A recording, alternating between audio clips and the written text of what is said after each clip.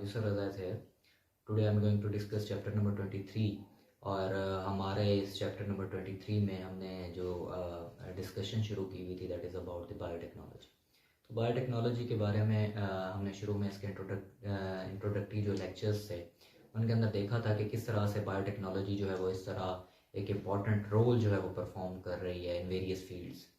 तो किस तरीके से फूड की प्रोडक्शन के अंदर किस तरीके से वेरियस वैरायटीज़ जो है उनको बेसिकली बेहतर बनाने में और किस तरह से मज़ीद चीज़ों को जो है वो मज़ीद बेहतर से बेहतरीन करने में इसका इम्पोर्टेंट रोल है पड़ा।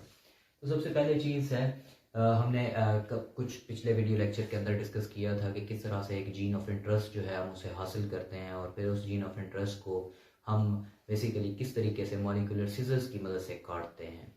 आज का हमारा जो टॉपिक ऑफ डिस्कशन है that is the molecular carriers. तो मॉलिक्यूलर कैरियर्स बेसिकली क्या होते हैं, हमने इस चीज़ को डिस्कस करना है।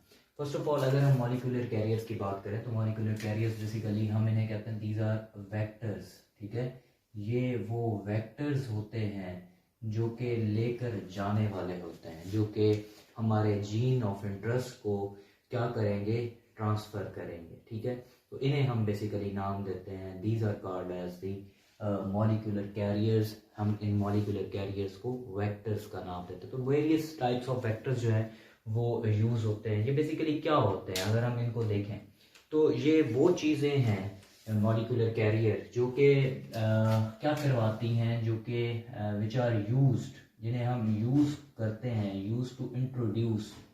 हम इनकी मदद से इंट्रोड्यूस कर रहे होते हैं बेसिकली किस चीज़ को, रिकम्बिनेंट डीएनए को। ठीक है, जो रिकम्बिनेंट डीएनए है हम बेसिकली उसको इंट्रोड्यूस करवा रहे हैं into the host cell, into the host के अंदर हम क्या कर रहे होते हैं, इंट्रोड्यूस करा रहे होते हैं with the help of these vectors, with the help of these molecular carriers. तो हम मुख्तलिफ किस्म के मॉलिक्यूलर कैरियर्स को जो है वो बायोटेक्नोलॉजी के अंदर यूज़ करते हैं, जिनमें कॉमनली जो यूज़ हो रहे हैं मॉलिक्यूलर कैरियर, जो कॉमन यूज़ है बेसिकली कॉमनली यूज़ जो मॉलिक्यूलर कैरियर है या कॉमनली यूज़ जो हमारे पास वेक्टर है वो जो मेनली यूज़ किया जाता है दैट इज़ द प्लाज्मिड। हम उसे नाम देते हैं किस चीज़ का, प्लाज्मिड का नाम देते हैं। ठीक है, तो ये प्लाज्मिड है पड़ा जो कि बेसिकली यूज़ किया जाता है being as a molecular carrier और मॉलिक्यूलर वेक्टर।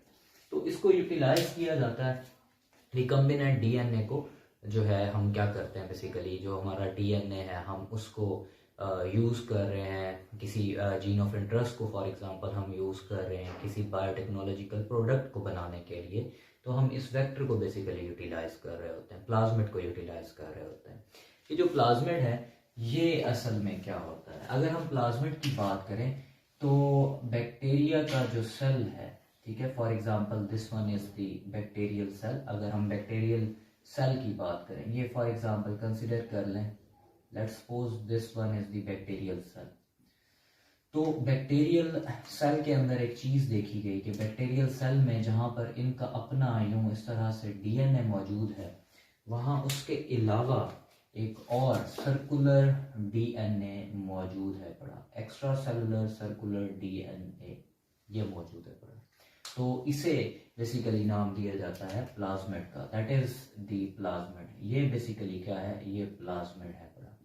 तो प्लाज्मिड के बारे में एक चीज याद रखनी है कि ये जो है बेसिकली एक्स्ट्रा सेलुलर है पड़ा और सर्कुलर डीएनए है पड़ा। तो ये बैक्टीरियल सेल के अंदर बेसिकली जो है मौजूद होता है पड़ा कौन सी चीज, प्लाज्मिड। और प्लाज्मिड जो है इनके पास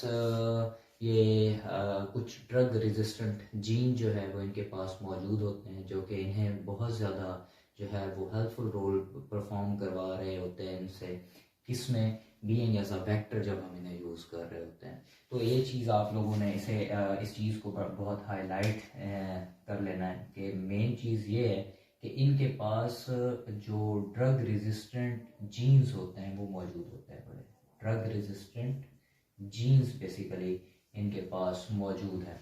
ठीक है, प्लाज्मिड के पास। तो वेरियस टाइप्स ऑफ प्लाज्मिड्स जो हैं उनको यूज़ किया जाता है being as a vector in biotechnology या बायोटेक्नोलॉजिकल प्रोडक्ट्स को बनाने के लिए। तो हमने यहाँ पे डिस्कस यही करना है कि प्लाज्मिड जो है वो किस तरह से हासिल किया जाता है और कैसे जो है ये अपनी वर्किंग को परफॉर्म करता है, या ये मॉलिक्यूलर वेक्टर्स या मॉलिक्यूलर कैरियर्स कैसे जो है वो फर्दर प्रोसेसिंग को जो है वो आगे लेकर चलते हैं। तो देखा जाए तो ये जो प्लाज्मिड है पड़ा, इनके बारे में अगर हम बात करें तो इनकी डिस्कवरी के हवाले से बात कर लेते हैं। तो वेरियस टाइप्स ऑफ प्लाज्मिड जो थे वो डिस्कवर हुए थे। सबसे पहले एक प्लाज्मिड डिस्कवर हुआ था PS, that is the PSC101, ठीक है। ये प्लाज्मिड जो था इसको डिस्कवर किया गया, सबसे पहला जो प्लाज्मिड डिस्कवर किया गया था बैक्टीरिया की बॉडी में से, तो वो क्या था PSC101, ठीक है। ये बेसिकली P जो है ये इंडिकेट कर रहा है, दैट इज इंडिकेटिंग प्लाज्मिड, ये इंडिकेट कर रहा है किस चीज़ को, प्लाज्मिड को इंडिकेट कर रहा है, ठीक है। और अगर हम इस SC की बात करें तो ये वाला इसका ये पोर्शन है, ये बेसिकली इंडिकेट कर रहा है उस चीज़ को, उस इंसान को जिसने इसे डिस्कवर किया था। और उस इंसान जिसने इसे डिस्कवर किया था दैट वाज जिसने इसको डिस्कवर किया था उसके ऊपर बेसिकली इसको एक साइंटिफिक नेम दिया गया, that is the Stanley Cohen. तो स्टेनले कोहन ने बेसिकली इसको क्या किया, डिस्कवर किया, स्टेनले कोहन। तो इसकी वजह से SC जो है वो इसे यहाँ पर मेंशन किया जाता है। तो इस तरह से ये स्टेनले कोहन की डिस्कवरी के बाद जो है इस प्लाज्मिड को PSC101 का नेम दिया गया। 101 जो है आप यूँ कह लें कि इसका नंबर ऑफ प्लाज्मिड है, या हम यूँ कह लें कि जो है ये जिस तरह से जब इसको डिस्कवर किया जाता है तो इनको नंबरिंग दे दी जाती है, तो ये बेसिकली है नंबर ऑफ प्लाज्मिड, ठीक है। तो ये डिस्कवर किया गया था सबसे पहले। यहाँ पे एक बात याद रखें, ये जो प्लाज्मिड सबसे पहले डिस्कवर किए गए थे ये हमारे इंटेस्टाइन के अंदर रहने वाले एक बैक्टीरिया में से जो है इनको डिस्कवर किया गया, हमारे GIT ट्रैक्ट के अंदर मौजूद होता है, दैट इज द असर्शिया कोलाई। तो यहाँ पर एक इम्पॉर्टेंट पॉइंट है कि ये जो प्लाज्मिड्स जो थे, सबसे पहला प्लाज्मिड जो डिस्कवर किया गया था ये PSC जो है इट वाज डिस्कवर्ड, इसे डिस्कवर किया गया था, कहाँ पे डिस्कवर किया गया था, फ्रॉम इंटेस्टाइन, ह्यूमन इंटेस्टाइन में से। इंटेस्टाइन में ये जो है मौजूद था, कौन सी चीज़ मौजूद थी, दैट वाज अ बैक्टीरिया, वहाँ से इसे डिस्कवर किया गया था, वहाँ पर देखा गया। तो जब वहाँ पर देखा गया तो वहाँ उसके अंदर ये प्लाज्मिड मौजूद था, उस बैक्टीरिया को हम नाम देते हैं that is the E coli bacteria या सर्शिया कोलाई बैक्टीरिया, ठीक है। तो इस हवाले से प्लाज्मिड को कुछ और भी इको से फॉर एग्जांपल EcoR1 भी बुलाया जाते हैं, ऐसे प्लाज्मिड्स भी मौजूद हैं जो सर्शिया कोलाई से हासिल किए जाते हैं, EcoR1, EcoR2। तो इस तरह से वेरियस टाइप्स मौजूद हैं बड़ी प्लाज्मिड की। इसी तरह एक और प्लाज्मिड है PBr322, तो ये प्लाज्मिड भी डिस्कवर किया गया, दैट इज द PBr322। अब सेम प्लाज्मिड BR जो है वो बोवेलन ने इसको डिस्कवर किया था, इस वजह से इसको जो है नाम दिया गया उसके नेम के ऊपर। और P फॉर प्लाज्मिड और 322 जो है ये बेसिकली इंडिकेट कर रहा है उस प्लाज्मिड के नंबर को। तो इस लिहाज से देखा जाए तो प्लाज्मिड्स को बेसिकली जो है वो उनके डिस्कवरर की बेसिस के ऊपर जो है वो क्या दिया गया, नाम दिया गया। अब हम देखते हैं कि प्लाज्मिड जो है वो फंक्शन किस तरह से परफॉर्म करते हैं। अगर हम इन प्लाज्मिड्स की बात करें लाइक कुछ ऐसे प्लाज्मिड्स हैं जैसे मैंने बात की, that is the important point कि इनमें ड्रग रेजिस्टेंट बेसिकली कौन सी चीज़ें मौजूद होती हैं, बड़ी जीन्स मौजूद होते हैं बड़े, लाइक PSC101 की अगर हम बात करें, PSC101 जो है ये एक ड्रग रेजिस्टेंट जीन रखता है, it have a drug resistant gene for tetracycline. तो टेट्रासाइक्लिन के लिए जो है इसके पास क्या है पड़ा, ड्रग रेजिस्टेंट जीन है पड़ा, ठीक है। फॉर एग्जांपल अगर हमारे पास इस तरह से कोई पेट्री डिश है पड़ी और इस पेट्री डिश के अंदर हमने जो है वो फॉर एग्जांपल यहाँ पर कुछ बैक्टीरिया को ग्रो कराया हुआ है, लाइक दिस, ये बैक्टीरिया पड़ा, ये बैक्टीरिया, ठीक है। और ये ऐसे बैक्टीरिया हैं जिनके पास कौन सी चीज़ है, 101 प्लाज्मिड है पड़ा, क्लियर। अगर हम इसके अंदर क्या करते हैं, टेट्रासाइक्लिन को, ये एंटीबायोटिक को इसके अंदर डाल देते हैं, तो इन बैक्टीरिया के ऊपर, ये जो बैक्टीरिया है तो दे हैव नो इफेक्ट, तो ये इनके ऊपर किसी किस्म का इफेक्ट नहीं होगा। तो यूँ ये प्लाज्मिड जो है वो बहुत इंपॉर्टेंट रोल प्ले कर रहे होते हैं, ठीक है। जब हमारी बॉडी के अंदर या जब हम अपने जीन को इनके अंदर लगा के किसी ऑर्गेनिज्म के अंदर इंट्रोड्यूस कराते हैं तो यूँ ये हमें हेल्पिंग रोल जो है परफॉर्म करके दे रहे होते हैं। एंटीबायोटिक का इनके ऊपर कोई असर नहीं होता। तो ये इस तरह से ये इस तरह P101 जो है PSC101 टेट्रासाइक्लिन के लिए रेजिस्टेंट जीन रखता है। इसी तरह अगर हम PBR की देखें, PBR जो है PBR322, इसको अगर हम देखें तो PBR322 जो है इसके पास भी जो है वो ड्रग रेजिस्टेंट जीन मौजूद है पड़ा। और इसके पास जो ड्रग रेजिस्टेंट जीन है पड़ा, इसकी अगर हम बात की जाए तो इसमें टेट्रासाइक्लिन के लिए जो है वो ड्रग रेजिस्टेंट जीन है, प्लस एम्फीसिलीन के लिए भी इसके पास कौन सी चीज़ मौजूद है बड़ी, ड्रग रेजिस्टेंट जीन है पड़ा। फॉर एग्जांपल वही सेम चीज़ के अगर हमारे पास यूँ पेट्री डिश है और पेट्री डिश के अंदर हमारे पास यहाँ पर मौजूद है पड़े like this one, bacteria and bacteria, ये यहाँ पे पड़े हुए हैं और हमने यहाँ पर डाल दिया फॉर एग्जांपल ये मुख्तलिफ बैक्टीरिया पड़े हुए थे, हमने यहाँ पर डाला फॉर एग्जांपल एम्फीसिलीन को डाल दिया, ठीक है, ये एम्फीसिलीन डाला। और अगर यहाँ पर बैक्टीरिया ऐसा पड़ा हुआ था जो जिसके पास PS101 है, ठीक है, अगर ये बैक्टीरिया पड़ा हुआ था PS101 वाला, तो एम्फीसिलीन डालने से ये सारे के सारे PS101 वाले क्या हो जाएंगे, ये किल्ड हो जाएंगे, ये मर जाएंगे, ठीक है। और इसी तरह फॉर एग्जांपल अगर हमारे पास जो है यहाँ पर इनकी बजाय पड़ा हुआ था कौन सा PBR322 वाला जो है वो प्लाज्मिड वाला कोई बैक्टीरिया पड़ा हुआ था, तो तब अगर हमने टेट्रासाइक्लिन को डाला या एम्फीसिलीन को डाला तो ये क्या करेंगे, ये अलाइव रहेंगे, इनके ऊपर किसी किस्म का कोई असर नहीं होगा।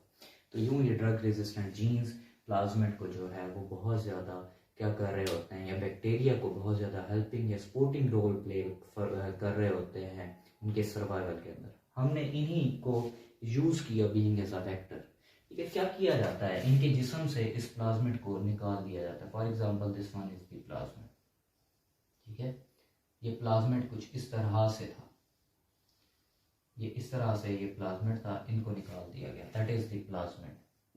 ये एक प्लाज्मिड है, इसको यहाँ से निकाला। अब इस प्लाज्मिड को with the help of restriction एंडोन्यूक्लियेसिस,